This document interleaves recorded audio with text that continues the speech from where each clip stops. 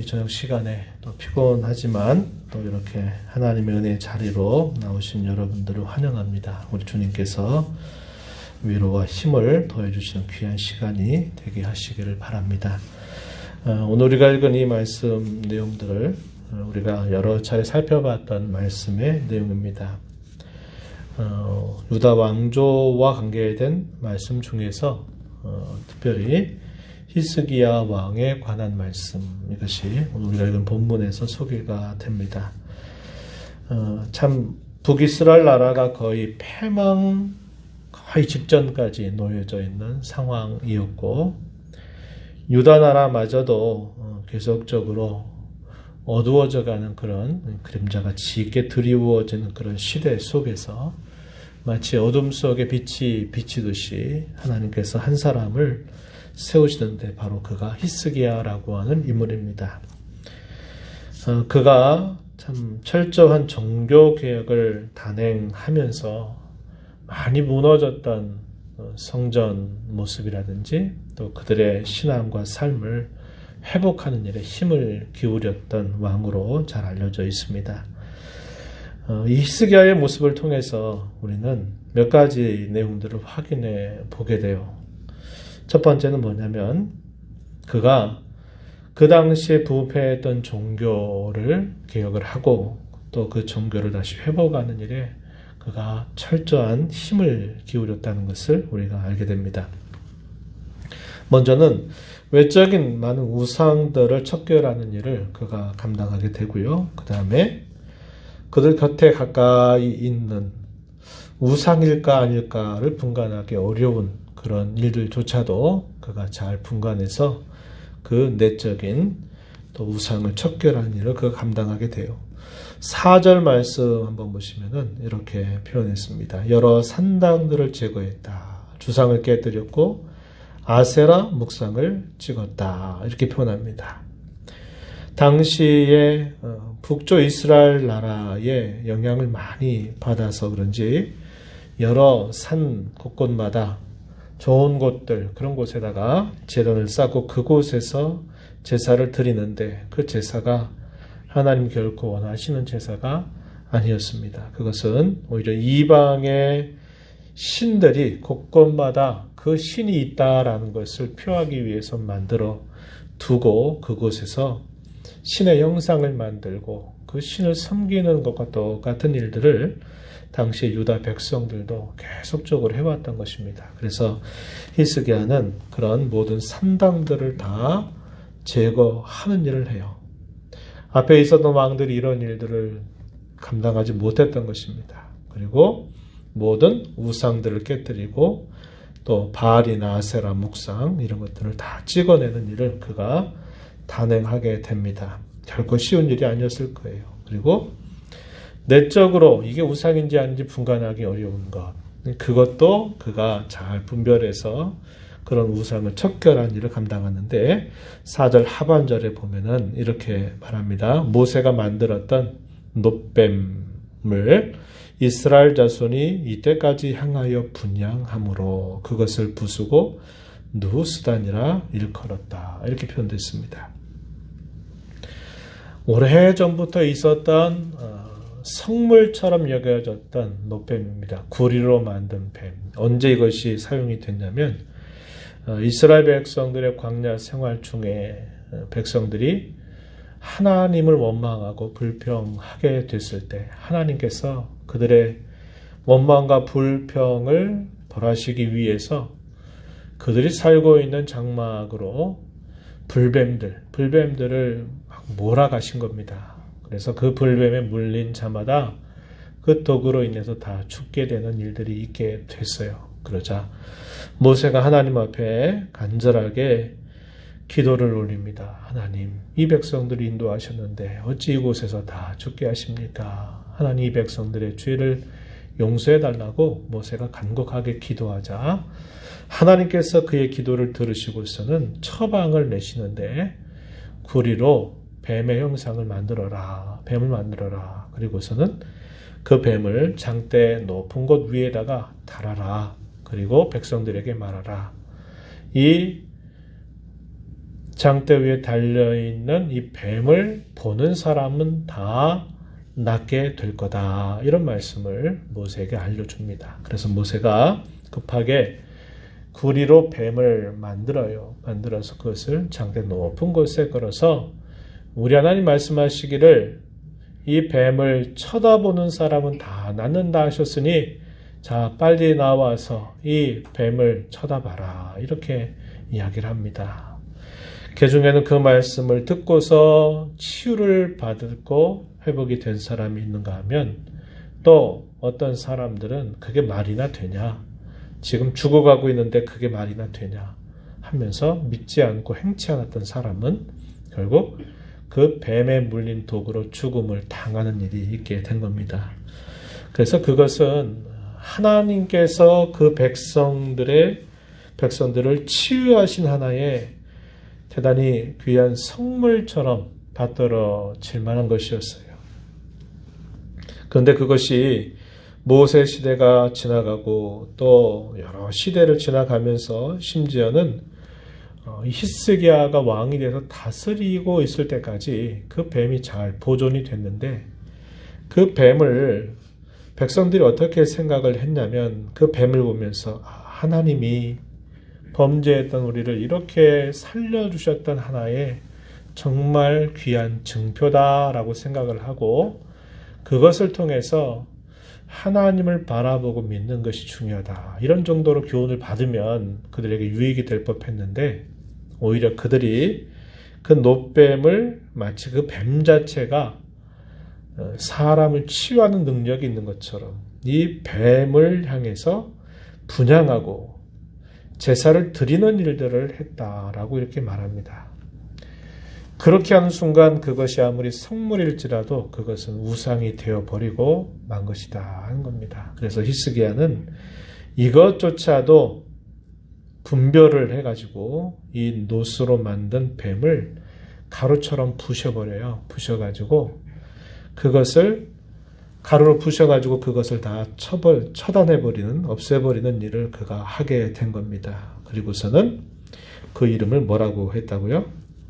느후수단, 그 이름의 뜻은 놋조각이다 이렇게 말하는 겁니다. 이것은 성물일지라도 그렇게 우상처럼 제사하고 분향하면 이것은 아무것도 아니다 하는 것을 히스기야가 보여준 겁니다.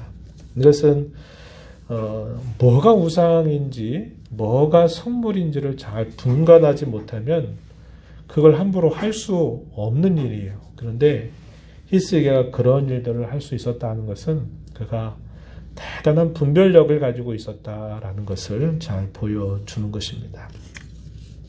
그가 그렇게 할 수 있었던 그 원천이 무엇이었을까? 우리는 하나님과의 친밀한 교제, 깊은 교제가 그에게 있었기 때문에 잘 분별할 수 있었다라는 것을 우리는 알게 돼요. 5절 말씀, 읽었던 말씀에 가서 보면은 하나님과 교제를 나누는 그의 모습이 몇 가지로 표현이 되죠. 5절에 보면 이스라엘 하나님 여호와를 의지하였는데 그의 전, 후, 유다 여러 왕 중에 그와 같이 한 사람이 없었다 이렇게 말합니다. 하나님을 의지하는 것이 아주 진실했다라는 사실을 이야기해 주는 겁니다. 그래서 유다의 역대 여러 왕들 가운데서 그처럼 하나님을 진실하게 깊이 의지한 사람이 없었다 이렇게 표현하죠. 6절 가서 보면 이렇게 또 표현했습니다. 여호와께 연합하여 그에게서 떠나지 아니하였다 이렇게 말합니다. 이 연합했다 이 말은 소위 본드처럼 접착제를 딱 붙여가지고 거기 탁 이렇게 붙여놓은 것 같이 그가 하나님과 하나가 돼서 하나님께 완전히 자기 자신을 포기해서 떠나지 아니했다 이렇게 표현을 해줍니다. 그 결과 자연스럽게 나타났던 것은 뭐냐면 하나님이 하라 하시는 것들은 그가 하고 하나님이 하지 말라라고 말씀하시는 것에 대해서는 하지 않는 자세를 가져요. 그것이 그의 계명을 철저하게 지키는 일이었다 하는 것입니다. 이것은 하나님과 아주 긴밀하게 깊은 교제를 나눴다는 것을 우리에게 잘 보여주게 됩니다. 그래서 바로 그가 그러한 외적인 우상들을 척결하고 이게 우상인지 위에 될 선물인지라고 분간하기 어려운 것조차 잘 분간해서 그런 우상을 척결할 수 있었던 것은 하나님과 깊이 교제하면서 그가 그것을 분별하고 행할 수 있었다는 것을 우리는 알게 됩니다.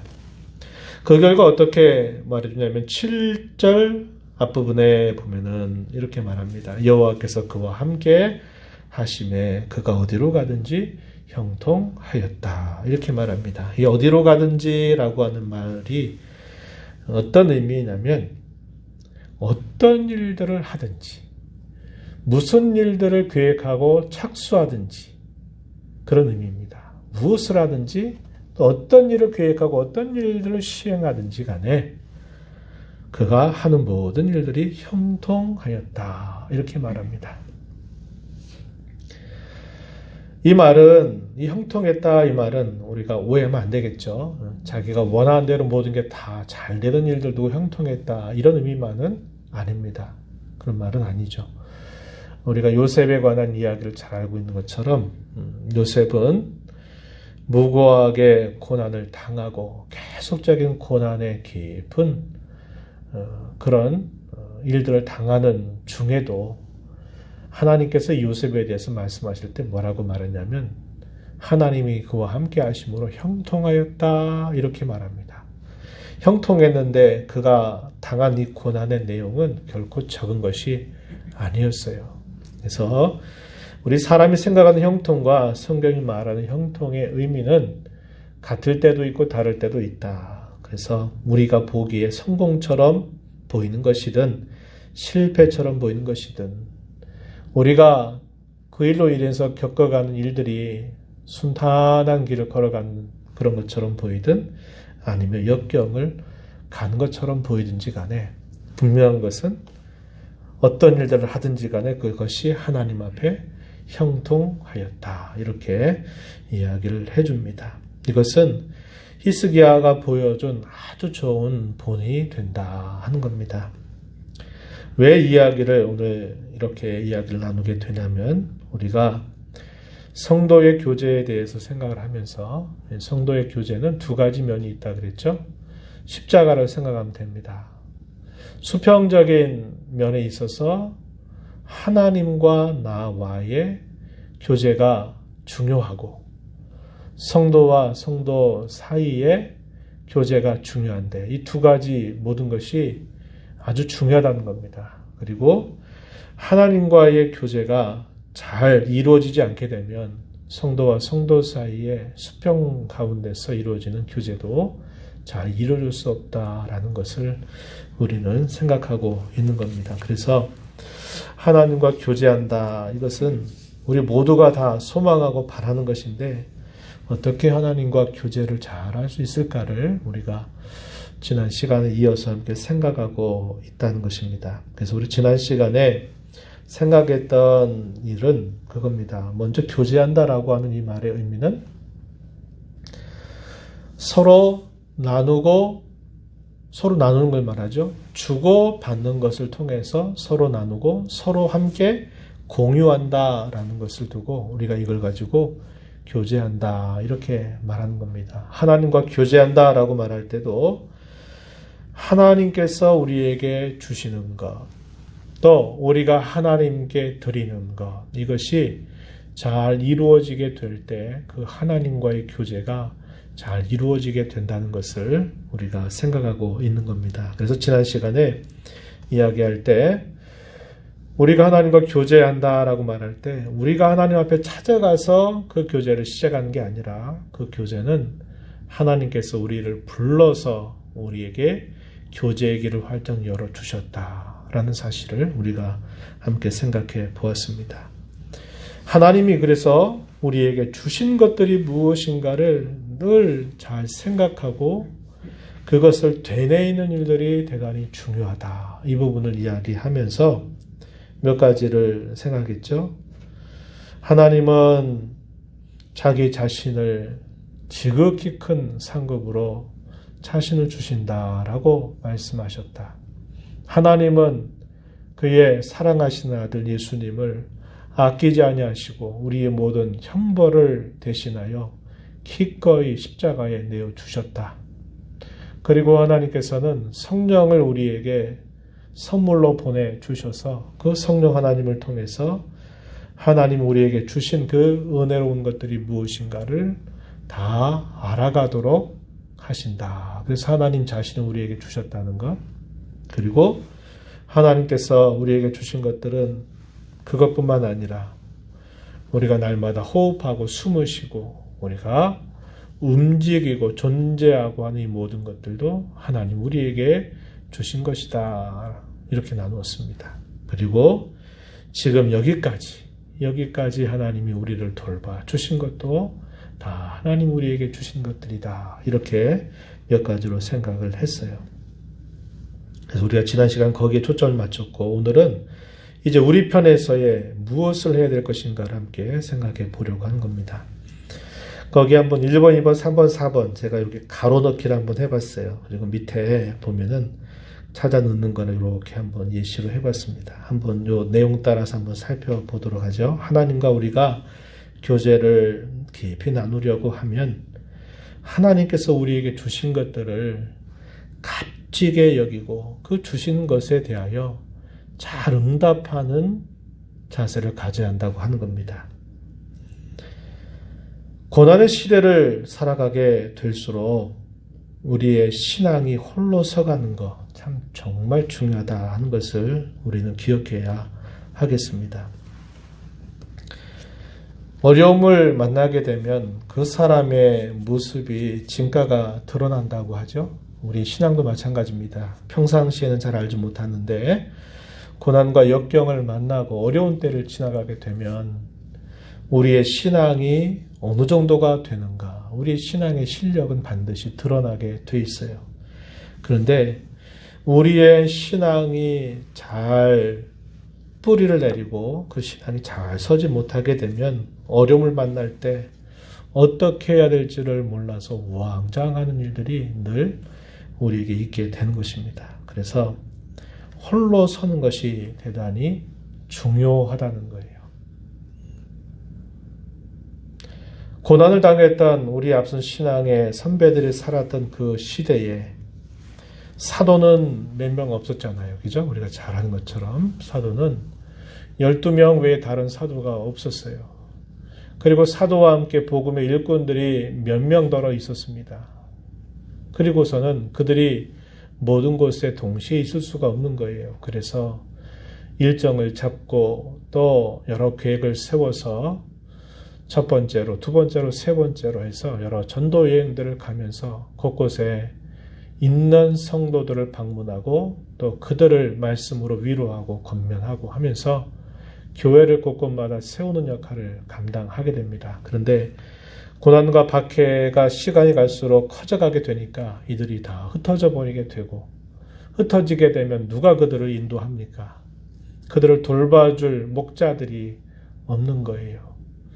그러한 고난의 시대, 시련의 시대 속에 어떻게 그 고난과 시련을 감당하고 이겨내겠습니까?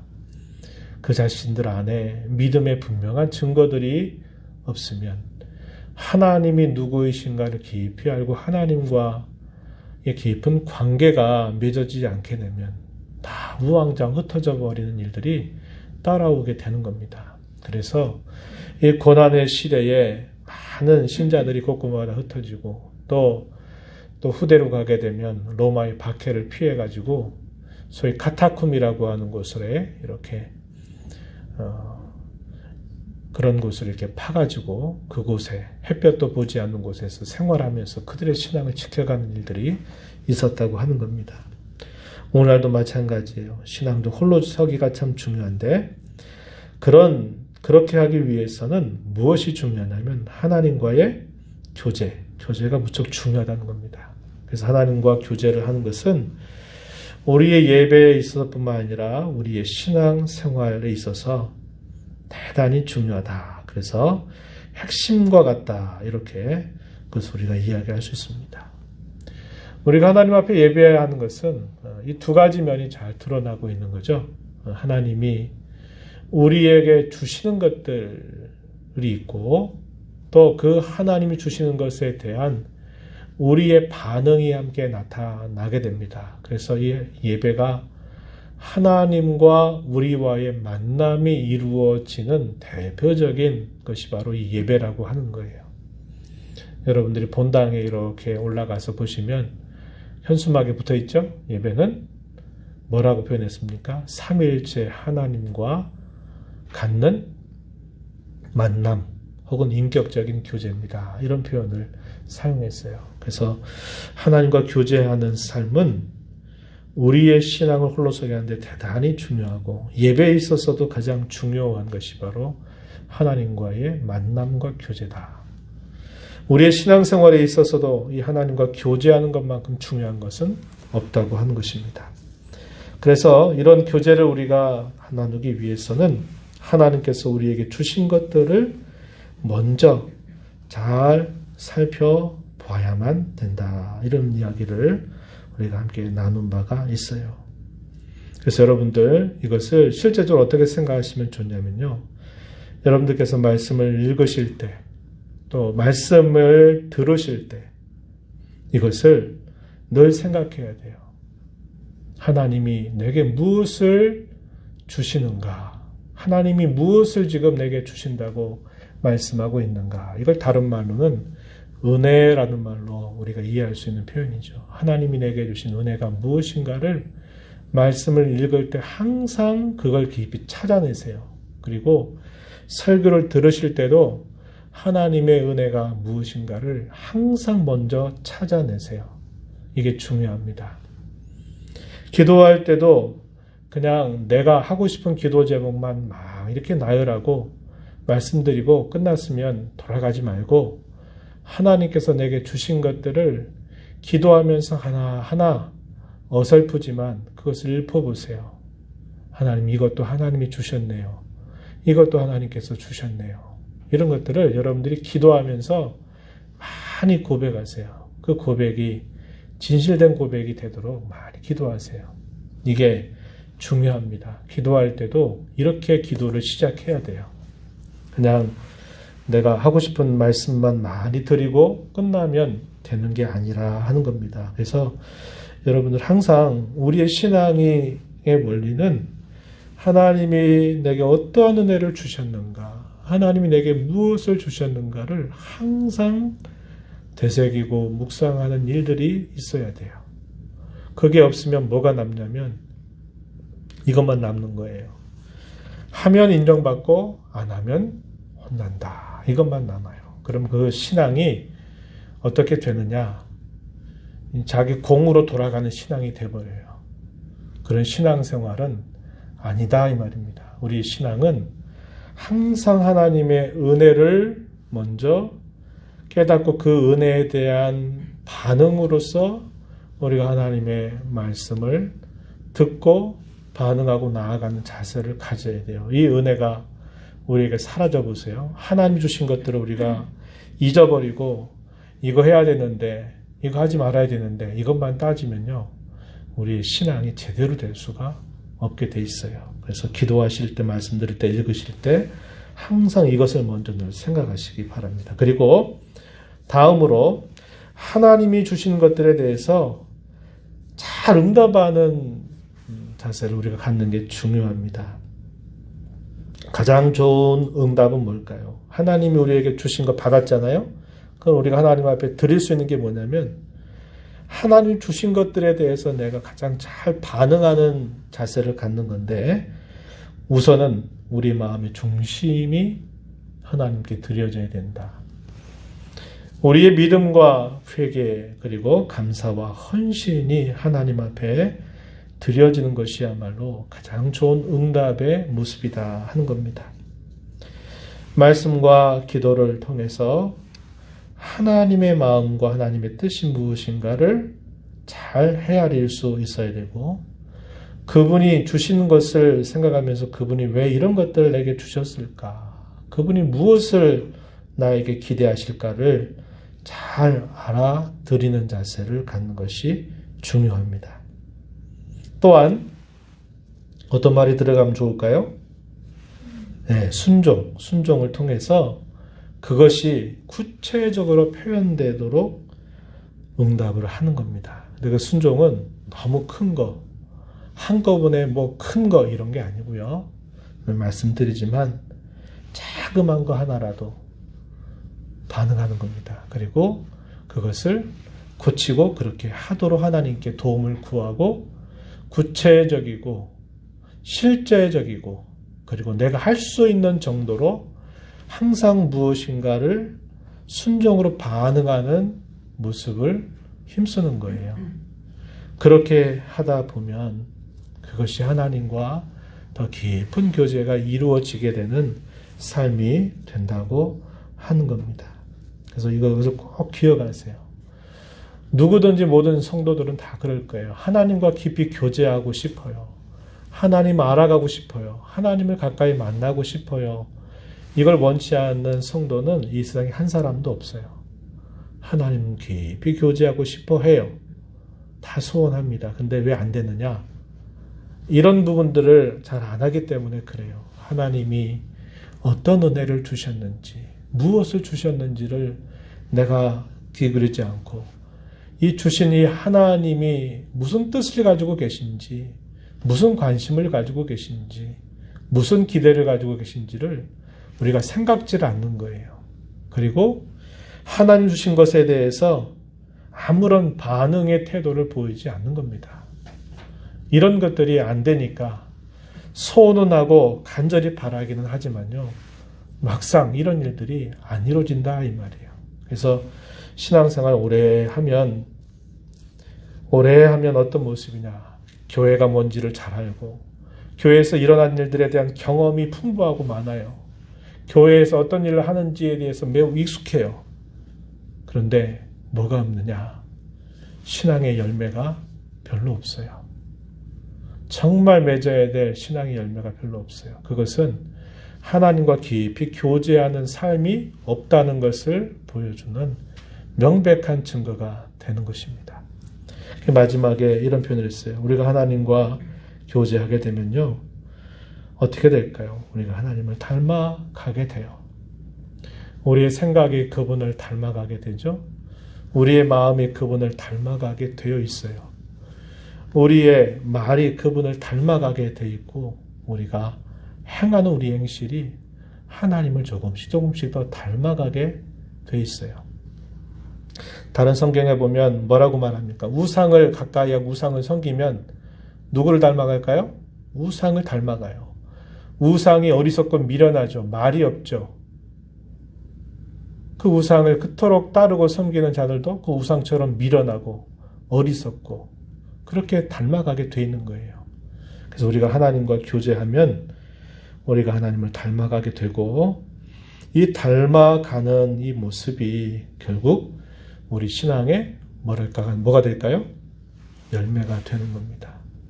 우리가 정말 맺어야 될 열매, 그것은 하나님과 교제하는 일을 통해서 이루어진 것이지 내가 이런 거 제껴두고 많이 교회 관계된 일 많이 하면 그게 신앙의 열매가 되는 거 아니에요. 우리가 얼마나 많이 경험했습니까? 일은 많이 했는데 그 많은 일 때문에 도리어 분란이 생기고 다툼이 일어나고 싸움이 일어나고 하는 일들은요. 그것은 신앙의 열매가 아니에요. 그래서 여러분 특별히 우리가 이렇게 어려운 시대를 지금 살고 있고 우리가 겪는 이 어려움은요. 이것이 지나간다고 끝나지 않을 겁니다. 이제 주님이 오시는 재림의 발자국 소리는 더 가까이 우리 귓가에 들려오고 있어요. 그러면 더 우리에게는 이 신앙이 많은 시험대 위에 서게 될 일들이 더 많아지게 될 겁니다. 그럴 때 우리의 신앙을 지탱해주고 우리의 신앙의 뿌리를 깊게 내리고 그 모든 시련과 어려움을 우리로 감당하고 이겨나가게 할 수 있는 그 힘의 원천은요. 다른 데 있지 않아요. 하나님과 교제하는 삶이 얼마나 잘 돼 있느냐 그렇지 못하느냐에 결국은 달려있다는 것을 우리는 꼭 기억해야 하겠습니다. 바라기는 저 자신도 마찬가지요. 이 자리에 있는 우리 모든 성도님들도 마찬가지요. 우리 모든 교회에 속해 있는 모든 성도들이 이렇게 하나님과 교제하는 삶을 잘 배워가고 또 잘 이루어 가서 이 마지막 시대에 우리의 신앙을 굳건하게 세워서 이 신앙으로 하나님이 기뻐하시는 그런 신앙의 참열매를 맺어가고 하나님을 기쁘시게 해드리는 그런 삶이 되기를